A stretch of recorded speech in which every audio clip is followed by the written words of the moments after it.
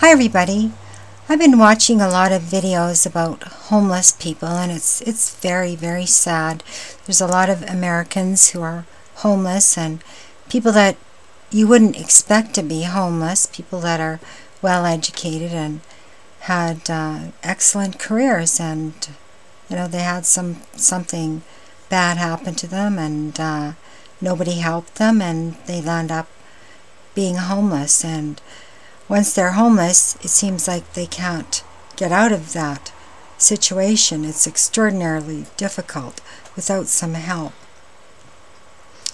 One of the main differences as I was watching these videos about the American homeless people is I kept thinking, well, why don't they sell their cars? Like, why don't they sell those cars and vehicles that they're living in and use that for rent?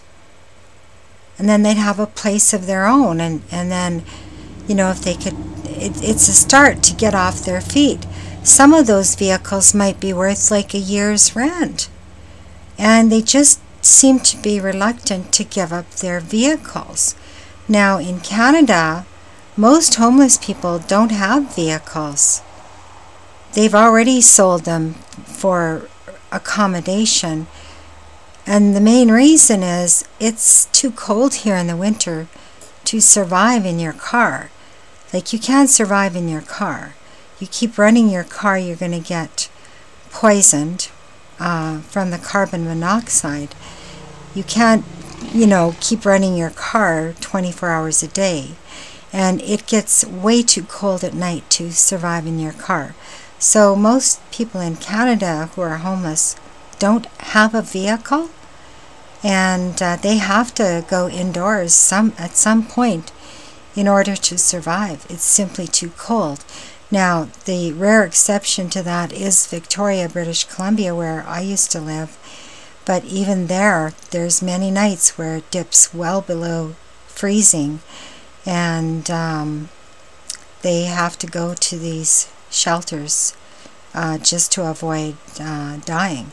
And many people have died freezing to death in Canada. So it's not uncommon. It happens a lot. But very interesting that Americans will not give up their vehicles no matter what. Now, when the grid goes down, if it does, those vehicles aren't going to run anymore.